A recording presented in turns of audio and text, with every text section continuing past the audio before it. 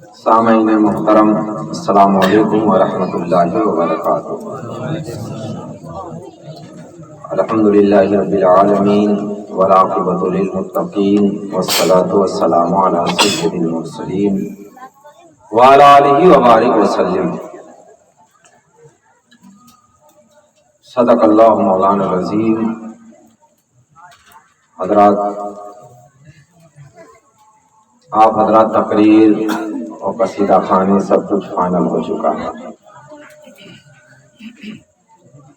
اب دعوت کے انوسار چند منٹ حاضری کا شرف بھی ہو جائے، اور میرے خیال سے آخری میلاد بھی اب رمضان آ گیا ہے، تو کچھ ہی دیر برداشت کر لیجئے۔ برداشت کا وقت ہے، سننے کا وقت نہیں۔ اور ہم اور آپ جس محفل میں بیٹھے ہیں، یہ سعادت مندی، نیک بختی اور بہتر زندگی گزارنے کی محفل ہے، کیونکہ یہی ایک محفل ہے جو ہر گھر میں ہو کر ہر انسان کو سیرت مصطفیٰ سکھاتی ہے۔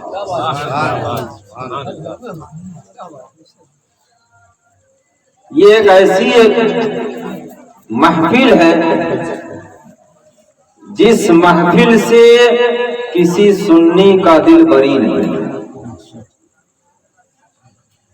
ہر گھر میں محفل میلاد مصطفیٰ انعقاد ہوتا ہے، اور اس کے ذریعے سے گھروں میں برکتوں کا آنا، رحمتوں کا نزول ہو جانا، اور فرشتوں کی نظر کرم ہونا، اور خاص طور سے آمنہ بی بی کے لال کی نظر کرم ہو جاتی ہے، یہی ہمارے لیے کافی ہے۔ ہم اور آپ سال بھر رہے گھروں میں، مصطفیٰ کی نظر سے ہم چھپے نہیں، مگر جس دن ہم نبی کی محفل سجا دیتے ہیں، اس دن خاص ہمارے نبی کی نظر پڑتی ہے، اور جب خاص نظر مصطفیٰ پڑتی ہے تو کچھ نہ کچھ انعام ہوتا ہے۔ اس لیے انعام ہوتا ہے کہ ہم محفل کے ذریعے سے نبی سے مانگتے ہیں، محفل کے ذریعے سے نبی سے مانگتے ہیں، اور نبی سے مانگنا اتنا کمال والا ہے کہ نبی کے ہی در سے کائنات کو بھیک ملا کرتا ہے۔ کائنات عالم میں کوئی دینے والا نہیں ہے سوائے آمنہ بی بی کے لال کے۔ اگر مانگنا ہے تو مدینے والے سے مانگا جائے، اگر مانگنا ہے اس سے مانگا جائے جس ذات کو اللہ نے خیر کثیر عطا کیا۔ مانگا اس سے جائے جس کو دینے کا حق ادا کرنے کا حکم دیا گیا، اور نبی اتنا دیے کہ لینے والے کا دامن بھر گیا، لیکن پورا نہیں ہو سکا۔ میرے کریم سے گر قطرہ کسی نے مانگا، دریا بہا دیے ہیں دربے بہا دیے ہیں۔ امام نے کہا کون دیتا ہے دینے کو منہ چاہیے، دینے والا ہے سچا ہمارا نبی۔ اور امام ہی نے کہا کہ فریاد امتی جو کرے حال زار میں، ممکن نہیں کہ خیر بشر کو خبر۔ سبحان اللہ، سبحان اللہ۔ ہم مانگ کر تو دیکھیں، آج ہم مانگتے نہیں ہیں، یہ بہت بڑا ایک حضرت نے بیان کیا ناشکری، یہ بھی بہت بڑی ناشکری ہے کہ نبی کا کھاتے ہیں، نبی کا گاتے نہیں، یہ بھی ایک بہت بڑی ناشکری ہے۔ نبی کا کھاتے ہیں اور نبی کا گن نہیں گاتے ہیں۔ تیرا کھائیں تیرے غلاموں سے الجھے. تو نبی کا کام یہ ہے دینا، لیکن ہم لیتے کہاں، مانگتے کہاں ہیں؟ کس کے پاس ٹائم ہے مانگتے ہیں ہم نبی سے؟ کسی کے پاس ٹائم ہے؟ نماز میں بھی جا کر ہم نبی سے نہیں مانگ رہے. نماز پوری پڑھ لیے، جب مزدوری لینے کا ٹائم آتا ہے تو جلدی سے ربنا آتنا فی الدنیا حسنہ اور فی الآخرۃ حسنہ تو اپنا چلو بس چلو بس مانگ لیا. کیا مانگا کچھ پتا ہی نہیں چلا. اب تو اللہ کی رحمت جوش میں آئی، اب تو اللہ دینے پر آیا، اب تو اللہ نوازنے پر آیا، اب تو ہم نے اللہ کو نماز کے ذریعے راضی کیا، اب تو ہم نے نبی پر درود ابراہیمی پڑھ کر نبی کو اپنی طرف متوجہ کیا، نبی کے ہم نے التحیات پڑھ کر نبی کی بارگاہ میں صلاۃ و سلام پیش کر دیا تھا. ہم نے اپنے آرزوؤں کو مانگ لیا تھا، تمناؤں کو مانگ لیا تھا. اللہ اور رسول کی نظر کرم ہمارے پاس تھی. اب لینے کا وقت آیا تو ہم سیدھے اٹھ کر مسجد سے بھی باہر آ جاتے. مانگتے نہیں، جب مانگیں گے نہیں تو ملے گا کہاں؟ ایک کہاوت ہے نا کہ اگر بچہ روئے نہیں تو ماں دودھ بھی نہیں پلاتی. کتنا بھی اچھا لڑکا ہو، جب تک روئے گا نہیں اماں دودھ پلائے گی نہیں. روئے گا تبھی سمجھے گی کہ ہاں یہ کچھ مانگ رہا ہے. مانگ کیا رہا ہے؟ کھانا مانگ رہا ہے. تو ہم جب تک اللہ کی بارگاہ میں رو رو کر مانگیں گے نہیں، اللہ دے گا نہیں. یہ سبق بچپن میں ہمیں دانش بھائی سکھایا گیا کہ بغیر مانگے تمہیں تمہاری ماں دودھ نہیں دیتی ہے. بچپن میں سبق دیا گیا کہ رو گے تو تمہیں ملے گا، رو آنسو بہاؤ گے تو تمہیں ملے گا، آہو بھوکا کرو گے تو تمہیں ملے گا. تم نے کھانے کے لیے رویا تو ماں نے دے دیا ہے. اب اگر میری بارگاہ میں آنا ہے تو اللہ فرماتا ہے جس کی آنکھوں میں آنسو ہوتا ہے اس کی دعا میری بارگاہ میں سب سے پہلے قبول. یہ سبق بچپن کا ہے، اور بچپن میں جا کر ہم بھول گئے. بچپن کا سبق بچپن میں جا کر ہم بھول گئے. کیسے؟ تو سبق اللہ نے وہیں سے دیا. دنیا میں آئے ہو تو رو کر مانگو، اکڑ کر مانگو گے تو فرعون بن جاؤ گے، اکڑ کر مانگو گے تو ابو جہل بن جاؤ گے، اکڑو گے تو ابو لہب بن جاؤ گے، اکڑو گے تو شداد اور نمرود بن جاؤ گے، اکڑو گے تو یزید بن کر دنیا میں آ جاؤ گے. اور اگر تم جھک جاؤ گے اللہ کی بارگاہ میں تو حسین نہیں بنو گے، غلام حسین بن جاؤ گے. سبحان اللہ. یہ تو ہو جائے. تو جو اکڑ گیا وہ ابلیس بنا ہے، جو اکڑ گیا، جو گھمنڈ کیا ہے وہ اللہ کی بارگاہ سے دھکے مار کر نکالا گیا. قرآن نے کہا اب واستکبر وکان من الکافرین. جا میری بارگاہ سے نکل جا، اب تجھے میری بارگاہ میں ضرورت نہیں. کیوں؟ اکڑ رہا ہے، گھمنڈ کر رہا ہے، فخر کر رہا ہے کہ میں اتنا تگڑا ہوں، میں اللہ کا نیک بندہ ہوں. تو اس بات پہ اکڑ رہا ہے. تو یہ نہیں دیکھ رہا حکم کون دے رہا ہے، یہ نہیں دیکھ رہا ہے کہ تمہیں فرما برداری کا حکم کون دے رہا ہے، کون تمہیں نواز رہا ہے، کون تمہیں دے رہا ہے. اس پر نگاہ نہیں ڈال رہا ہے. تو اپنی ذات کو دیکھ رہا ہے کہ میں آتشی مخلوق ہوں. تو اپنی ذات کو دیکھ کر اکڑ رہا ہے. تو میری بارگاہ میں اکڑنا نہیں چلے گا. جو میری بارگاہ میں سجدہ کرتا ہے میں اسے دنیا میں بلند کرتا ہوں. اور تاریخ بتا رہی ہے کہ کربلا کے میدان میں امام حسین نے سجدہ کر دیا، سر کٹ گیا ہے لیکن نیزے پر بلند ہو کر قرآن کی تلاوت کرتا نظر. تکبیر، نعرے رسالت، یا رسول اللہ، سنت زندہ باد. جو سر جھکتا ہے وہ اٹھتا ہے، اور جو اٹھتا جاتا ہے وہ ہمیشہ کے لیے جھکاتا ہے. یہ رب کا فرمان ہے. اس لیے گھمنڈ اور کبر تکبر نکال دیجیے ذہن سے. جو جس حال میں ہے وہ اللہ کا بندہ ہے، جو جس حال میں ہے غلام رسول ہے، وہ جس حال میں ہے اسی رب کی تسبیح کرتا ہے جس رب کی تم تسبیح کرتے ہو، جیسا بھی ہے اس سجدہ رب ہی کا کرتا ہے، غیر کا نہیں کرتا ہے۔ جس حال میں رہو اللہ کا شکر کرو۔ یہ دنیا فانی ہے، آج تکبر کرنے والے گھمنڈ کرنے والے دنیا سے چلے گئے لیکن اپنا نشان چھوڑ گئے اور دنیا ان کے نام پہ تانا مارتی ہے، لعنت بھیجتی ہے کہ اس کے اندر گھمنڈ تھا، اس کے اندر فخر تھا، اس کے اندر غرور تھا، اس کے اندر کبر تھا۔ یہ جس کے اندر آ گیا وہ اللہ رسول کی رحمت سے دور ہو جاتا ہے اور آج نہیں تو کل سے مٹ جانا ہے، ختم۔ یہ چیز انسان کی ناسور ہے، تو ہم اور آپ اپنے آپ کو سمجھیں کہ اللہ کی مخلوق ہیں۔ اب مخلوق کا کام ہے بردباری کرنا، تواضع کرنا۔ جب جب ہمیں گھمنڈ پیدا ہو تو اپنی پیدائش پہ غور کر لینا کہ مٹی سے بنے ہو، مٹی میں مل جانا ہے۔ اور مٹی کا یہ کام ہے کہ پوری کائنات مٹی کو روکتی ہے لیکن مٹی پھر بھی غلہ دینے سے کبھی بھی دور نہیں ہٹتی ہے۔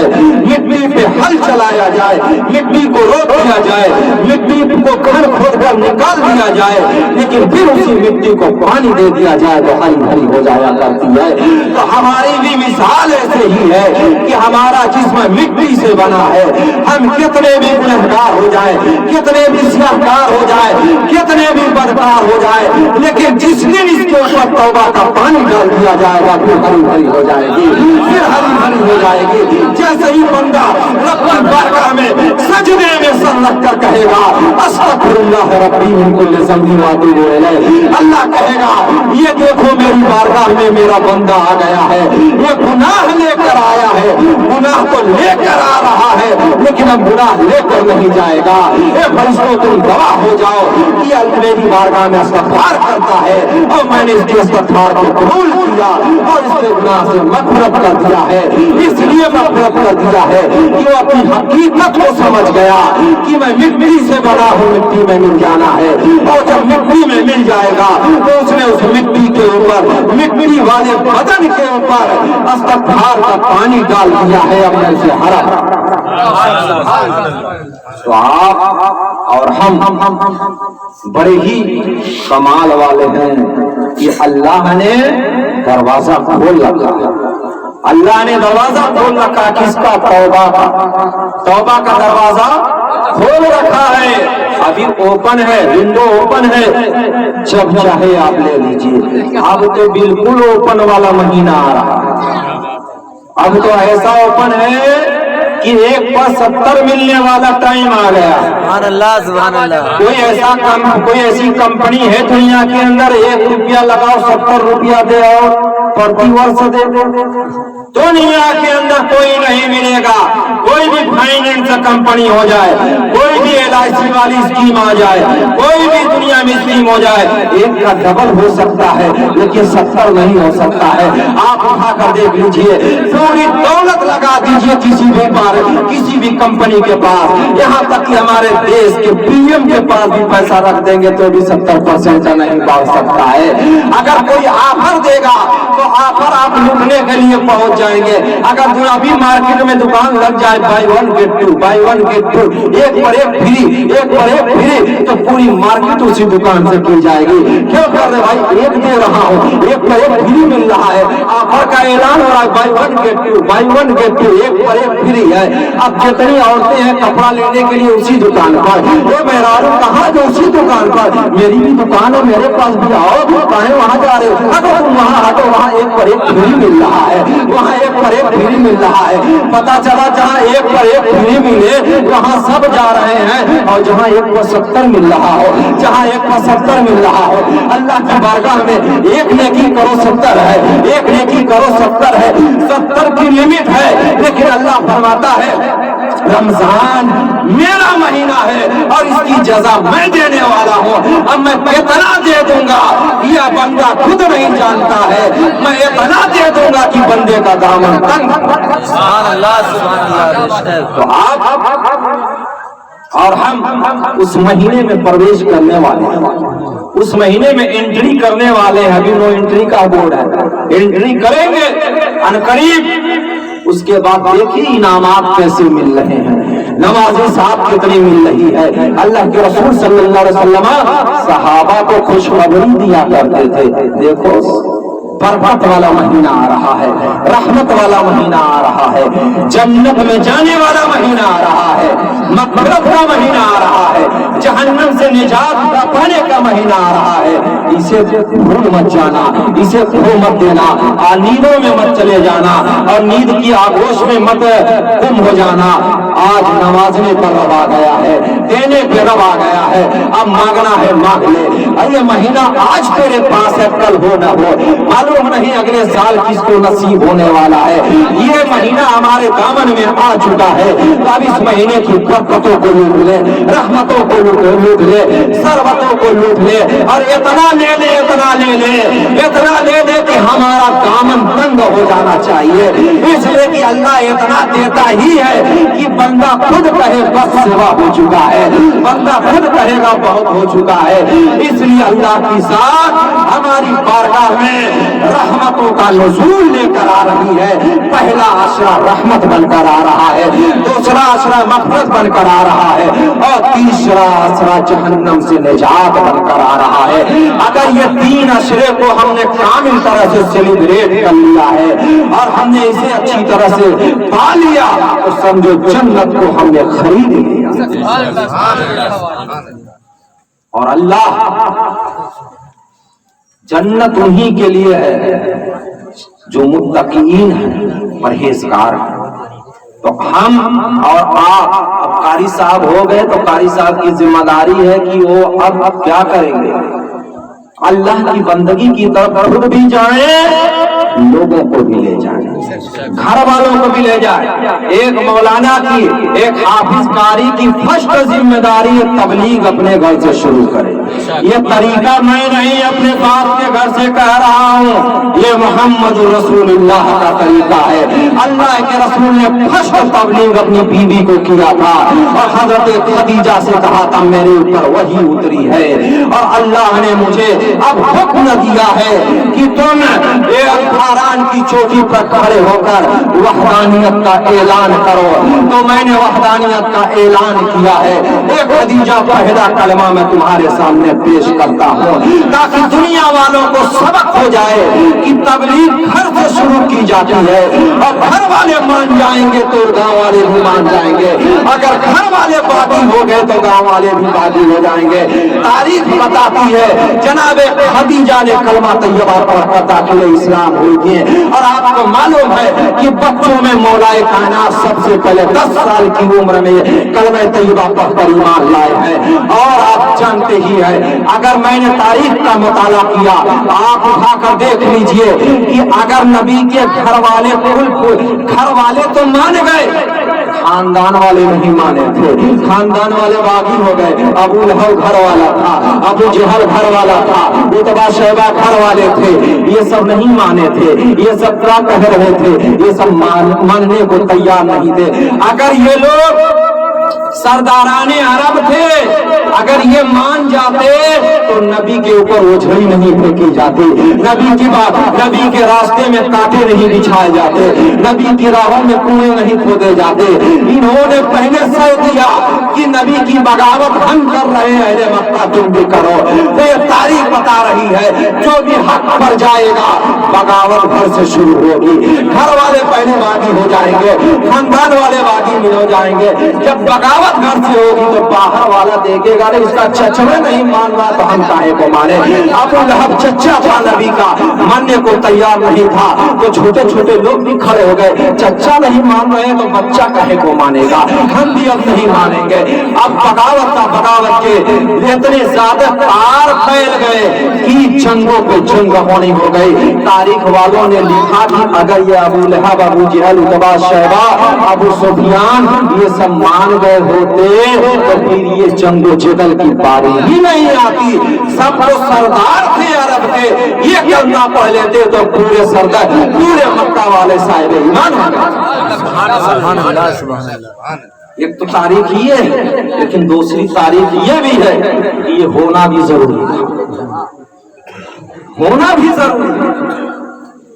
अगर नहीं होता तो जंग होती नहीं, तो हम जंग के हुनर कैसे जानते, हमारे सामने नबी की सुन्नत कैसे होती।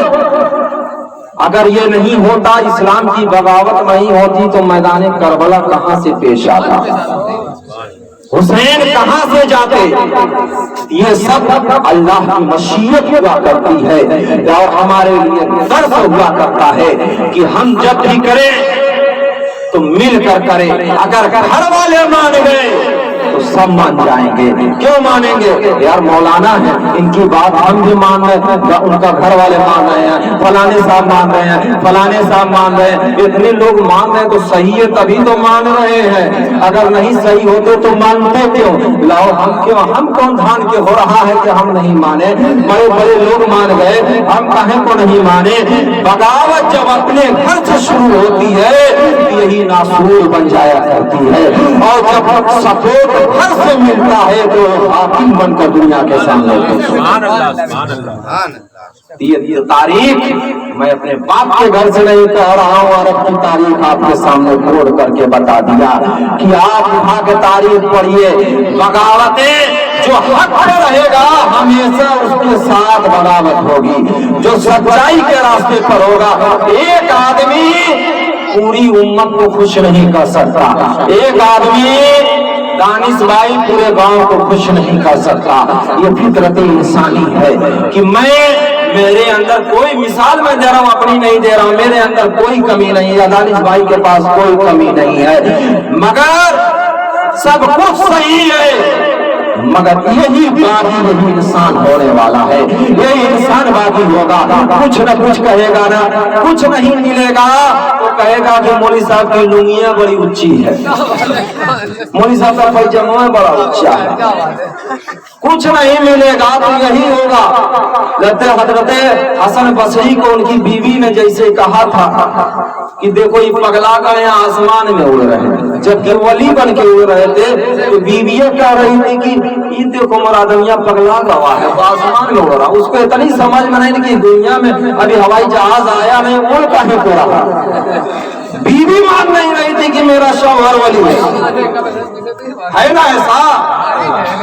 इमाम हसन बसरी शेर की सवारी करते थे, शेर को लोग देखकर भाग जाते हैं, शेर पर बैठकर लकड़ी जंगल से काट के लाते थे और मार्केट में फरोख्त किया करते थे। सब वली मानते थे लेकिन उनकी मेहरुआ नहीं मानते। जब कहा कि आज तो तुमको मनवाई के छोड़ूंगा, तो काहे को नहीं माने कि आज तुमको मनवाई को छोड़ूंगा, मैं वली हूँ। तो कहा कि शेर को बोला कि अच्छा आसमान में हम उड़ के दिखाते हैं। तो आसमान में जब उड़ने लगे तो कुछ लोग मुरीदीन आए थे घर पे मिलने के लिए। कहा कि हजरत इमाम हसन बसरी हजरत इमाम हसन बसरी कहाँ पर है, कहा कौन इमाम। मेहरारू ने उनकी कहा कौन इमाम, कहा मेरे घर में आए। कैसे इमाम? हाँ मेरे आदमी का नाम हसन है, हमें बसरी कहाँ से लगा रहे हैं, मेरे आदमी का नाम हसन है, काहे को लगा रहे? कहा अरे वो बहुत बड़े इमाम है। कैसे इमाम है? मैं तो घर में आज तक जलवा नहीं करा कि इमाम है, तुम कह रहे इमाम है। कहा बहुत बड़े इमाम है, हम तो बड़ी तारीफ सुनकर तो यहाँ तो बसरा में रह रहे हैं, हम ईरान की वादियों से उठ कर आए हैं। इत्तेफाक से इमाम हसन बसरी आसमान में उड़ते हुए अपने आंगन में राउंड मार रहे थे कि आज मेहरुआ को मनवाई देगा। जब नजर उड़कर गई उन मुरीदीन की कहा देखो इमाम हसन देखो देखो, उनकी बीवी से कहा देखो उड़ रहे हैं आसमान में, वही इमाम हसन है। कहा वही है। मैं औरत ने उनके सर उठाकर देखा, कहा हाँ हाँ अच्छा वो हसन उड़त है। कहा देखा काहे ना कि कितने टेढ़े उड़बो करत हैं तो उनके ढंगे ना ये तने टेढ़े होते उड़ते। अरे वही करा तो तने सीधे उड़े होते, ताकि महू गंगा में जाके कही होते कि मोरे अदमिया तो बड़ा शेर पे सीधे उड़ रही थी, एकदम टेढ़े हो गए, ये कैसे वली। तब इमाम हसन बसरी ने कहा ये शेर चल अब नीचे चल, और आगे मुरीदीन से मिला, कहा सबको बात मनवा लोगे लेकिन बीवी को बात मनवाना बहुत मुश्किल चीज है। मैं एक वली होकर अपनी बात बीवी को नहीं मनवा पा रहा हूँ तो अल्लाह के रसूल की आम मखलूक का क्या हाल होगा। मैं तो आसमान में उड़ गया, उसके बाद मेरी बीवी मानने को तैयार नहीं। अगर मेरी बीवी मुझे अल्लाह का वली मान लेती तो ये गाँव में जाकर तबलीग करती ना, और तो बाद जाकर बताती ना कि मेरे शौहर ने दीने मुस्तफा की तबलीग फरमाई है, ये हुक्म दिया है, लेकिन मानी ही नहीं। आखिरी बाद में भले मानी। तो ये तारीख बता रही है बगावतें घर से होती हैं। अगर घर वाले मान ले तो बाहर वालों को सर उठाने के बल नहीं मिलेगा, और अगर जिस दिन घर से बगावत होगी तो पूरा गांव आपके खिलाफ खड़ा हो जाएगा। ये तारीख मैं आपके सामने नोट कर करके बता दिया कि आप उठाकर देख लीजिए, पूरी तारीखें आपके सामने मिली है कि देख लीजिए करबला के मैदान में बगावत घर वालों ने ही किया था, बाहर वालों ने नहीं किया था। कोई और नहीं था, वही कलमा पढ़ने वाले थे, वही नबी की उम्मती थे, वही नबी की सुन्नत वाली दाढ़ी रखने वाले थे। लेकिन करबला का मार्का पेश आया कि नहीं आया। तो मेरे अजीज साथियों हमेशा याद रखो कि तबलीग घर से किया जाए, घर से शुरू किया जाए, बाहर तक ले जाया जाए। घर वालों को पहले कन्विंस करके मनवा लिया जाए, उसके बाद देखिए अल्लाह की रहमत आपकी तरफ कितनी मुतवज्जो होती है। रहमत इलाहिया हमारे सामने जब आ जाएगी तो फिर कोई चीज हमें रोक नहीं सकता है। इस चीज को आप हमेशा नोट करके जहन में रख लीजिए कि रब ने शुरू में रोकर मांगने का तरीका दिया है, तो आखिर रोते हुए दुनिया में आए हो, दुनिया देखती है कि रोता ही हुआ दुनिया से जा रहा है, मगर हकीकत ये है कि आमाल अच्छे हैं तो हंसता हुआ जाता है, आमाल अच्छे हैं तो हंसता हुआ जाता है। ये कहाँ मरता कहाँ है, इंतकाल कर जाता है।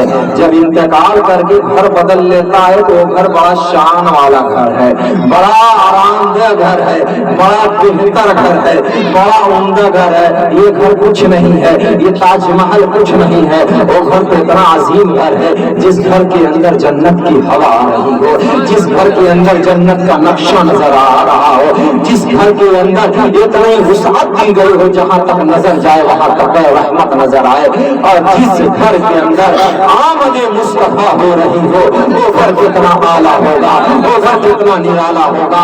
उस घर में आमद होने वाली है, जब उस घर में आमद मुस्तफा होगी तो हमारा रोशन घर हो जाएगा, जो तारीख कब्र होगी सुबह क़यामत तक नूर से मुजल्ला बनकर चमकती। तो हम और आप इस चीज को जान लें, कब्र हमारे सामने है, कब्र को रोशन करने वाला महीना आपके सामने दस्तक दे दिया है, आप उसका इस्तेमाल कीजिए। रोजा रहिए, रोजा जवान तो नहीं रहता है, कहता बुखार होगा रोजा नहीं रहे। अरे भैया ई का चीज है, बुखार से रोजा का लेना देना। बुखार से नाक बह लगी तो रोजा नहीं रहेंगे, कान में तेल डाल दिया रोजा नहीं रहेंगे, ये सब नहीं है उज़्र शरई। आप रोजा किसी भी हाल में नहीं छोड़ सकते, कोई चांस नहीं, एक चांस मैं दूंगा रोजा छोड़ने का, एक चांस है। आप रोजा नहीं रहना चाहते, पागल बन जाइए, पागल बन जाइए। पागल पे कोई शरई हुक्म नहीं नाफिज हुआ करता है, पागलों पे रोजा नहीं है। अगर आप साहिबे अक्ल हैं तो रोजा रखें, रोजा से आपको बचना नहीं है, इसलिए कि ये बुनियादे इस्लाम में से है, بنیاد اسلام ہے. اگر بنیاد مضبوط نہیں ہوگی، توحید، نماز، روزہ، توحید، نماز، روزہ، زکات، حج، 5 اسلام کی بنیاد ہے. باقی ساری چیز اسی پہ کھڑی ہے. یہ بنیاد اگر مضبوط ہے، یہ عمارت بڑی اعلیٰ کھڑی ہو جائے گی. تو آپ رمضان کا روزہ مضبوطی سے رکھیے اور رمضان میں زکات بھی دیجیے. زکات دینے سے بہت بھاگتے ہیں. 2.5% زکات دیجیے. اللہ تبارک و تعالی ہم سب کو زیادہ سے زیادہ عمل کرنے کی توفیق رفیق عطا فرمائے. اور مولا جو کچھ بیان کیا گیا اس میں جو بھی عمدن سہوا خطا ہو گئے مجھے اپنے رحم و کرم سے معاف عطا فرما. استغفر اللہ تعالی ربی من کل ذنب و اتوب الیہ.